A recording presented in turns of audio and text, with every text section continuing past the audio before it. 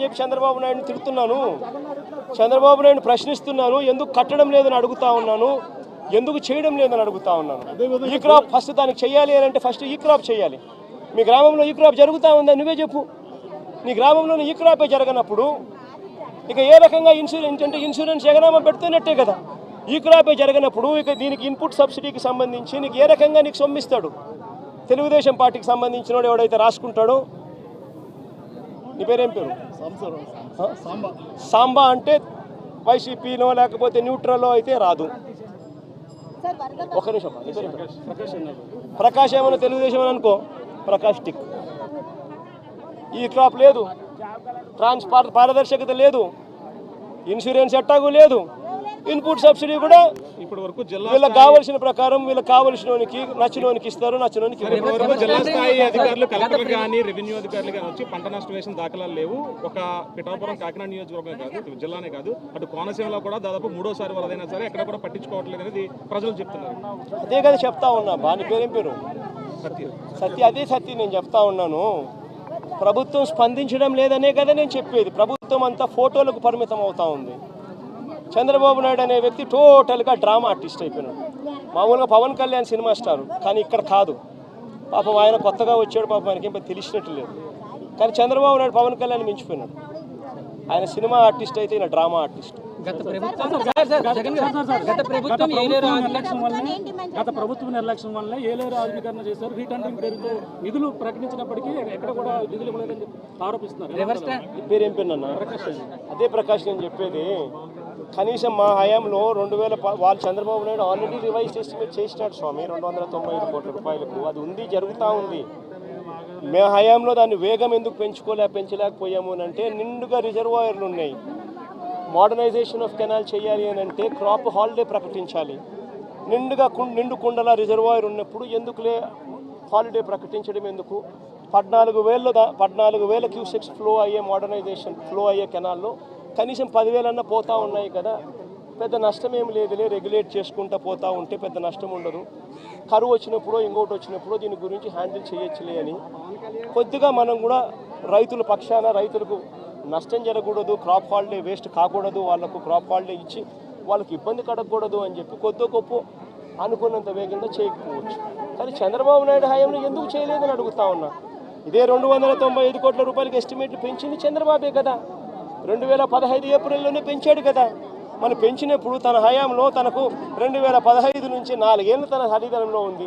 4 ఏళ్ళు కరువే, రైతులకు ఈ రిజర్వాయర్లో నీళ్లు లేవు, రైతులకు పంట ఆయన క్రాప్ హాలిడే ఈకపోయినా క్రాప్ హాలిడేనే. మరి ఎందుకు మోడర్నైజేషన్ చేయలేదు? స్వామి, రివర్స్ టెండరింగ్ అనేది మీకు అసలు తెలుసా? ఫస్ట్ రివర్స్ టెండరింగ్ అంటే ఏమిటో తెలుసా? నీ పేరేం పేరు? సుధీర్. రివర్స్ టెండరింగ్ అంటే ఏం తెలుసా సుధీర్? ఇప్పుడు సుధీరు, ప్రకాషు, దొరబాబు ఇట్లా అందరూ కూడా ఒక టెండర్లో పార్టిసిపేట్ చేస్తారు. టెండర్లో పార్టిసిపేట్ చేయడం కూడా ఎలా పార్టిసిపేట్ చేస్తారు తెలుసా? టెండర్ ప్రక్రియ ప్రాసెస్ ఒక రిటైర్డ్ హైకోర్టు జడ్జి దగ్గరికి ఫస్ట్ పోతుంది. రిటైర్డ్ హైకోర్టు జడ్జి ఆధ్వర్యంలో టెండర్ ప్రక్రియను ఆన్లైన్లో పెడతారు. పెట్టి, నీ పేరేం పేరు? సాంబుడా. నీ పేరేం పేరు? సాంబుడి దగ్గర నుంచి, సతీష్ దగ్గర నుంచి, నీ పేరేం పేరు తెలియదు, నందిని దగ్గర నుంచి, ఇట్లాంటి వాళ్ళు ఎవరైనా కూడా సలహాలు సూచనలు ఏమైనా ఇవ్వాలనుకుంటే ఆ జడ్జికి ఇవ్వచ్చు. ఆన్లైన్లోనే ఇస్తాడు. ఇచ్చిన తర్వాత మీ అందరి సూచనలు సలహాలు తీసుకున్న తర్వాత నియమ నిబంధనలు ఆయన ఫైనలైజ్ చేస్తాడు. ఆయన ఫైనలైజ్ చేసిన నియమ నిబంధనలు జ్యుడిషియల్ ప్రివ్యూ కమిషన్ అంటారు. జ్యుడిషియల్ ప్రివ్యూకి పంపించిన తర్వాత 100 కోట్ల రూపాయలు దాటిన ప్రతి టెండర్ను ఒక విప్లవాత్మక మార్పు చేసాం. టెండర్ల ప్రక్రియలో ఒక రెవల్యూషన్ తీసుకొచ్చాం. హైకోర్టు గవర్నమెంట్ పరిధిలో నుంచి దాన్ని తీసేసి హైకోర్టు రిటైర్డ్ జడ్జి చేతిలో పెట్టాం. ఆయన ఆన్లైన్లో పెట్టి మీలాంటి వాళ్ళు ఎవరైనా కూడా అభ్యంతరాలు చెప్తే అభ్యంతరాలు కూడా తెలుసుకొని ఆయన ఫైనలైజ్ చేస్తాడు టెండర్ల ప్రక్రియలో నామ్స్. ఆ టెండర్ల ప్రక్రియలో ఆయన ఫైనలైజ్ చేసిన నామ్స్ను ఆయన చేసిన తర్వాత డిపార్ట్మెంట్ టెండర్కి పిలుస్తుంది. టెండర్లు పిలిచిన తర్వాత ఆ టెండర్లలో పేరు సుధీర్ పార్టిసిపేట్ చేస్తాడు, ప్రకాష్ పార్టిసిపేట్ చేస్తాడు, నందినమ్మ పార్టిసిపేట్ చేస్తుంది.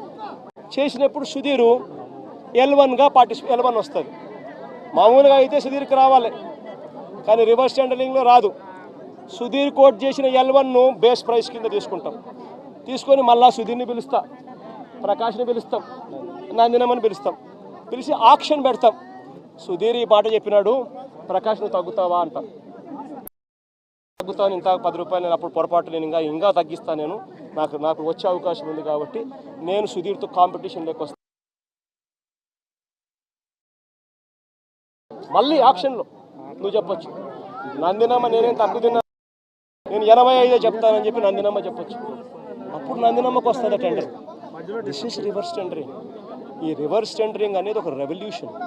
ఈ రివర్స్ టెండరింగ్ అనేది టెండర్లలో ఒక ఫిక్స్ చేసి, బిడ్స్ అన్ని ఫిక్స్ చేసి, క్వాలిఫికేషన్స్ అన్ని ఫిక్స్ చేసి, ఎవరిని పార్టిసిపేట్ చేయకోకుండా వాళ్ళందరినీ కట్టడి చేసి ప్రక్రియను పూర్తిగా ఆపేసే కార్యక్రమం రివర్స్ టెండరింగ్. సార్ ప్రధానంగా